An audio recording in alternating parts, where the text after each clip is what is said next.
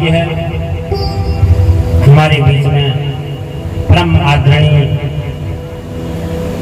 जिस विद्यालय से हमने पढ़ा वहाँ के प्रधानाचार्य हमारे गुरुदेव आए हुए हैं और मैं उनसे प्रार्थना करता हूँ कि अपने अमृत वाणी से एक बार हमें अपना अमृत आशीर्वाद हमको प्रदान करें, क्योंकि जहाँ पर संत गुरु विप्र जहाँ पर पधार जाते हैं और आगे आकर के अपने अमृत वचनों से और आशीर्वाद देने का आग्रह करता हूँ। बोले कृष्ण कन्हैया लाल की, बोले आनंद कंद भगवान की। व्यासाय विष्णुरूपाय व्यासरूपाय विष्णवे नमो वे ब्रह्मनिधये वासिष्ठाय नमो नमः। बोलिए आनंद कंद भगवान की, भक्तवत्सल भगवान की, लक्ष्मी नारायण भगवान की, व्यासदेव भगवान की। भागवत भगवान जी के पावन चरणों में प्रणाम करते हुए व्यासासन में विराजमान श्रद्धेय आदरणीय जिनकी अमृतमयी वाणी के द्वारा केवल परिवार ही नहीं सभी लोग उस अमृत का पान करके अपने इस जीवन को और अपने अगले आने वाले जीवन को जो लोग कृतार्थ कर रहे हैं, ऐसे व्यास जी के पावन चरणों में प्रणाम करते हुए, क्योंकि कहा है गुरु आज्ञा गरी ऐसी। हमारे यहाँ पत्थर को तराश करके मूर्ति बनाई जाती है, उसमें नाना प्रकार के विग्रह गणेश जी हो, लक्ष्मी हो, शिव जी हो, उनका रूप जान करके पूजा की जाती है। जब पत्थर की मूर्ति में इतनी बड़ी श्रद्धा होती है जिसमें साक्षात हमारे बैठे हुए और जो भगवती के बड़े उपासक रहे हैं, तो ऐसे व्यास जी बज बैठे हैं, तो दूसरा ध्यान करने की आवश्यकता नहीं है। योग तक प्रविश्य ममवाच विमाम प्रसुप्ताम, जैसे ध्रुव जी की कथा सुन रहे थे, ध्रुव जी ने वही स्वरूप का ध्यान किया जो नारद जी ने उनको बताया था कि भगवान का स्वरूप ऐसा होता है। तो भगवान का स्वरूप भागवत जी कहते हैं व्यास गति में जो बैठे हैं, वो आपको अपने अमृतमयी वाणी में जो उस व्यासपीठ में प्रतिष्ठित हो जाते, फिर वो शरीर तो रहता है, मानस तन हो सकता है, लेकिन वाणी जो निकलती है भागवत भगवान की निकलती है। बोले व्यासदेव भगवान की आज्ञा हुई है, इसलिए मुझको बोलना पड़ेगा, क्योंकि उनकी आज्ञा का उल्लंघन करना मैंने व्यास जी के प्रसाद का परित्याग करने के बराबर है। बड़ी सुंदर कथा भागवत जी की आपकी हो रही है। मैं आपको बताऊं कि भागवत संसार में इतना बड़ा सुलभ नहीं है जैसा हम लोग समझते हैं कि भागवत तो भाई हम कहीं भी सुन रहे हैं, एक बार सुन लिया तो हम लोग कृतार्थ हो जाएंगे, ऐसी बात नहीं है। भागवत कहते हैं, भगवान स्वयं भागवत की प्रशंसा करते हुए कहते हैं, जन्मांतरेषु भवेत् पुण्यं तदा भागवतं लभेत्। इस जन्म की जो उपार्जित आपका धन है, उस धन के प्रभाव से या उस पुण्य के प्रभाव से भागवत आपको उपलब्ध नहीं हो रहा, बल्कि भागवत आपके जन्म जन्मांतरों का जो पुण्य का एक पुंज एक साथ इकट्ठा हुआ, तब भागवत करने की प्रवृत्ति व्यक्ति के अंदर में जगती है, तब वही व्यक्ति भागवत जी को करा सकता है। और कलयुग में भगवान का कोई और विग्रह नहीं है। जब भगवान धराधाम को छोड़ करके अपने वैकुंठ धाम को साकेत को भगवान गए, तो उद्धव जी ने उस समय प्रश्न किया था, कहा भगवान आपने ब्रिज में इतनी बड़ी सुंदर लीलाएं की, द्वारिका में इतनी बड़ी सुंदर लीलाएं की, प्रत्येक भक्त को आपका दर्शन होता रहा, अब दर्शन किस रूप में आपका होगा कलयुग में। तो भगवान ने कहा कहीं मत जाओ, भागवत जी में मेरा दर्शन करो, उसी भागवत जी में ही मेरा दर्शन तुमको सब हो जाएगा। उसी भागवत में भगवान राधा रानी से विराजमान है, तो वो भागवत की कथा इतनी सामान्य नहीं है। ध्रुव जी की बड़ी सुंदर कथा आपने सुनी, देखो कितना सुंदर दिव्य चरित्र है। भक्त जब तक भक्त इसको कहते हैं, भात जो लोग बनाते से पहाड़ी माताएं हैं यहाँ पर मेरे ख्याल से सब समझते होंगी, हमारे वहाँ भात बनोगे ना, भात तो पक जाता है, जब उबलना बंद हो जाता है तो उसको कहते हैं भक्त। भक्त माने भात भी होता है, तो भक्त माने जो पक करके पक जाए, सिद्ध हो जाए, सिद्ध हो जाए तो उसका मतलब है भात। नहीं, भक्त तब व्यक्ति बनता है जैसे 5 वर्ष की अवस्था में ध्रुव जी वन में जा करके 3 दिन में एक बेर का दाना खाना, फिर 5 दिन में पानी पीना, इस तरह से 9 दिन में एक बार, और इतने महीने तपस्या करने के बाद उस जप का उनको फल प्राप्त हुआ। यानी अगर भक्तों की अगर गिनती होती तो ध्रुव जी की तुलना किसी से नहीं हो सकती, और भगवान ने भी उनको सामान्य सा नहीं दिया, एक ऐसा ध्रुवलोक उनके लिए अलग से बना दिया और ध्रुवलोक में चले गई। और जहाँ तक भक्ति है तो गीता जी में तो भगवान ने स्वयं कहा है, न मैं भक्त पहुंचती, मेरा भक्त का नाश कभी नहीं होता। इसलिए मृत्यु के सिर में पैर रख करके ध्रुव जी अपने ध्रुवलोक को चले गए। यानी भक्त के अंदर में ये विश्वास होना चाहिए कि मृत्यु भी हमारा कुछ नहीं बिगाड़ सकती, लेकिन भक्त बनना बड़ा कठिन है। आज कलयुग की जैसी भक्ति नहीं, तो इधर आए तो इधर भक्त बन गए, गंगा जी के उस पार गंगा जी में गए गंगा जा, यमुना जी में गए यमुना दास, ऐसा भक्त नहीं। तस्मा शास्त्रम प्रमाणन्ते, शास्त्र आपका क्या कह रहा है, आप भगवान को मत ढूंढिए। गृहस्थी में तो कहा है, अगर आप अपने माता पिता गुरु देवता की घर में सेवा कर रहे हैं तो वही देवता आपके आ जाएंगे। सारे तीर्थ वहीं पर चल करके आपके आ जाएंगे, बाहर तीर्थों में स्नान करने की आवश्यकता नहीं है। आप अपने घर में माता की सेवा करिए, पिताजी की सेवा करिए। ब्राह्मण हैं, अपने अपने अंदर में ब्राह्मण बुलाइए, खूब संज्ञा करिए, वंदन करिए, आपके आधे रोग शोक अपने आप दूर हो जाएंगे। कुछ करने की आवश्यकता नहीं है। माता पिता की सेवा इतनी करेंगे तो एक दिन माता पिता सिर में हाथ रख देंगे, जैसे सुनीति ने ध्रुव बालक के सिर में हाथ रखा, कहा जा जन्म जन्मांतर तपस्या के बाद भी जो परमात्मा प्राप्त नहीं होते, वो परमात्मा तेरे को इस 5 वर्ष की अवस्था में ही, इस अबोध अवस्था में ही प्राप्त हो जाएंगे। उस माँ का आशीर्वाद ऐसा लगता है। मेरी भागवत जी में भी आपने सुनी होगी, गरुड़ जी की कहानी सुनी। कद्रू और विनीता, अपने माता विनीता को उन्होंने जो है कद्रू के उससे बंधन से, सर्पों से मुक्त कराया था, और गरुड़ जी सारे देवताओं से लड़ गए। केवल माँ के आशीर्वाद का कवच ऐसा था कि इंद्रादि देवता भी उनको पराजित नहीं कर सके। बात में इसलिए कह रहा हूँ कि हम भागवत सुन रहे हैं, बहुत सारे पुराण की कथाएं सुन रहे हैं, पूजा पाठ सब कुछ कर रहे हैं।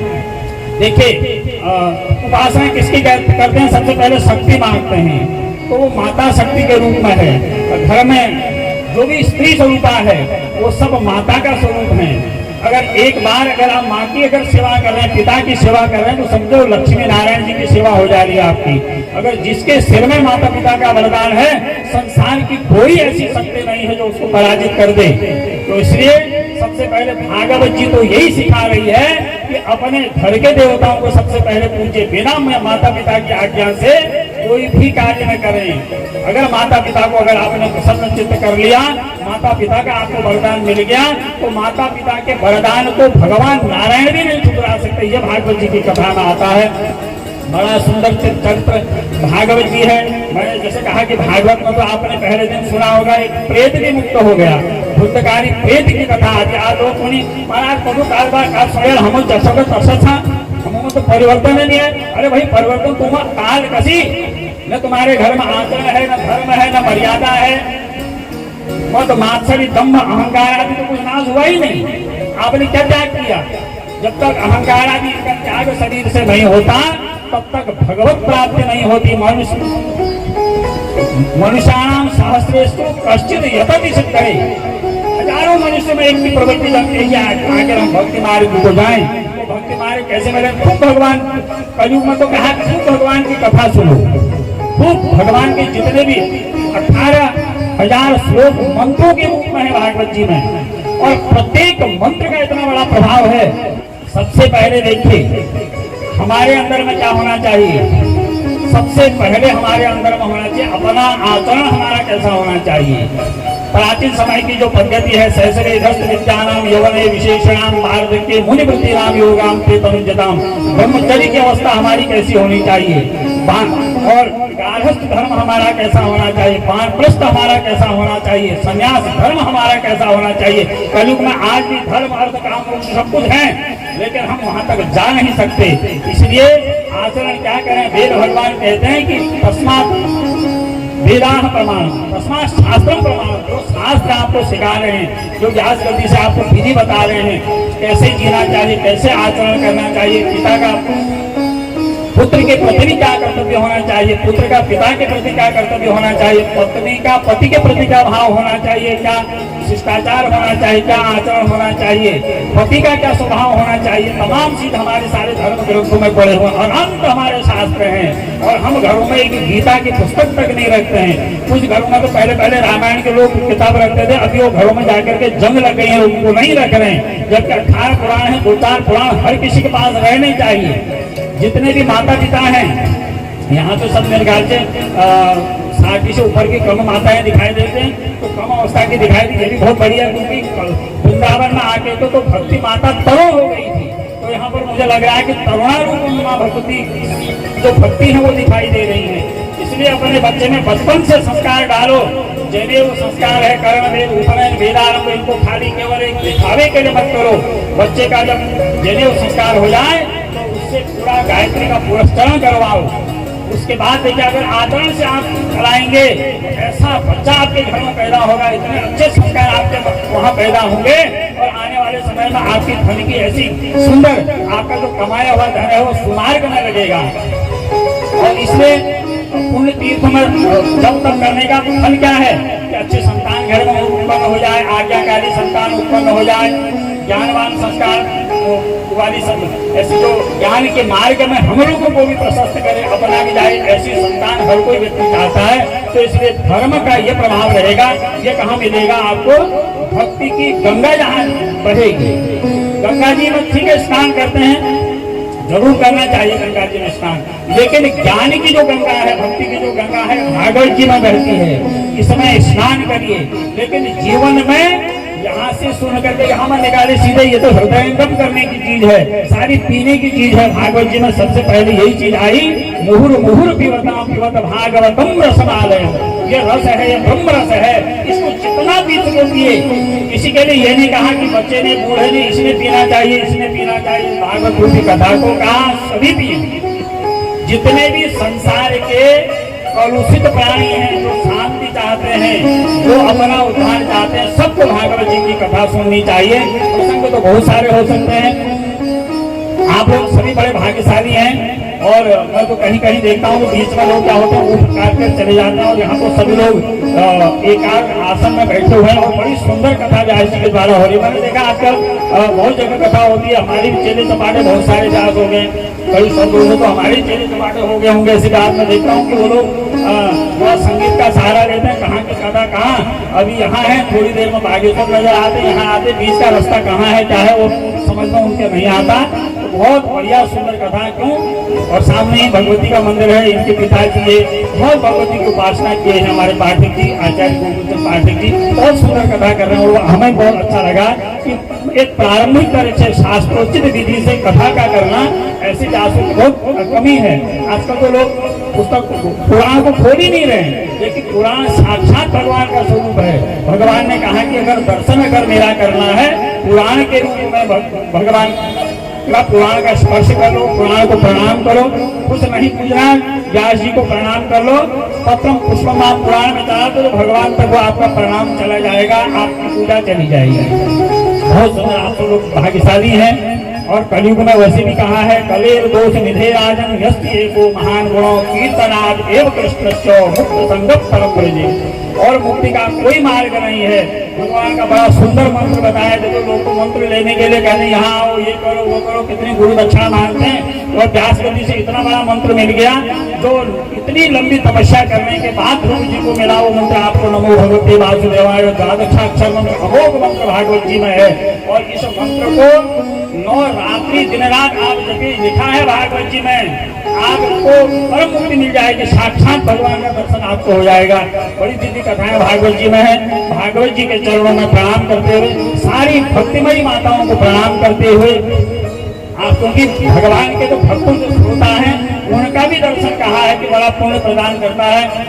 और एक ये प्रतिज्ञा जरूर करेंगे अंत में, देखिए हमारे भागवत में तो बताया है कलयुग में महिषासुर मर्दनी दुर्गा कात्यायनी आने वाली नहीं है।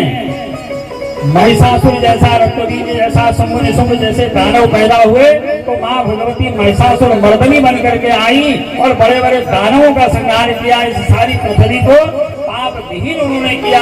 लेकिन कलयुग में वो आने वाली नहीं है, इसलिए माता भगवती जगदम्बा महिषासुर मर्दनी त्रिगुणात्मिका भगवती जगदम्बा ने ये स्त्रियों के रूप में आप लोगों को संसार में भेजा है कि संसार में इस कलयुग में पाप को नहीं बढ़ने दे रहा है। तो आपका काम है रोकना, क्योंकि विद्या समझता स्तवदे विभेदा त्रयः समझता शकला जगत्सु।